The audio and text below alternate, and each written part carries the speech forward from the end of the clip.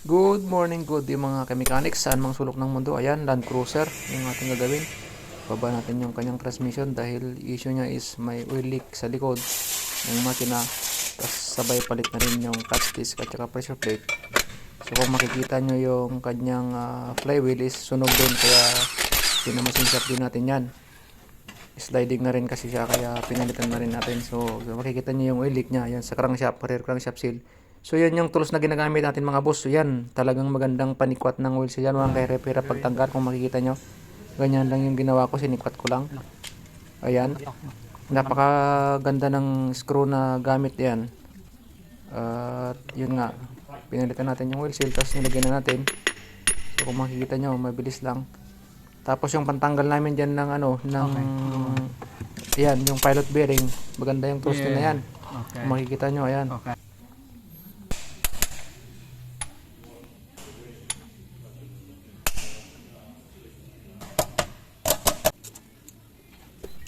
At yun nga, kinabit natin yung flywheel. Siya nga pala mga boss, yung pagkabit ko ng clutch disc at saka pressure plate, wala akong ginamit na special tools dyan or yung guide para sa clutch. Ang ginawa ko lang dyan is yun nga, yung kapa-kapa lang. Alam mo naman tayo mga Pilipino, magaling sa kapa-kapa. Hehe, yun lang mga boss. At ayan, kunting sipat-sipat lang mga ka-mechanics. Alam nyo naman yung gawain natin na mahilig tayo mga pakapa. Awan ng Diyos, okay naman paglagay ko ng transmission. Isang ano lang din, kunting tulak-tulak lang. Okay naman, hindi na ako nag-ulit-ulit na binaba tapos karga ulit, hindi na. Nasintro naman, awan ng Diyos. Alam mo naman tayo mga Pilipino, magaling sa mga kapa-kapa. Kunting himas-himas lang. Ayun. Baka iba na naman nasutat yung mga ka-mechanics ha. Yun yung kapa-kapa lang, ibig sabihin is himas-himas yan sa gilid-gilid ng pressure plate para ma-align yung clutch disc. So yun lang mga boss. Buhay ng mekaniko talaga mahirap. Ayan.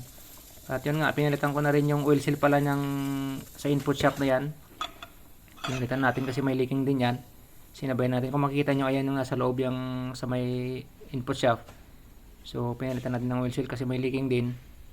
Para isang gawaan lang. Awan ng Diyos, pagkabit ko, dire-diretso na. Wala nang medyo mabigat nga lang kasi alam nyo naman yung manual transmission ng Toyota Land Cruiser na yan is napakabigat. Ang laki ng transmission niya. Mga 2006 model siguro yung Toyota na ginawa ko na yan dati.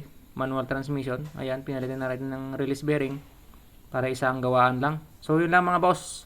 Kung natuwa kayo sa video, please subscribe and like na rin.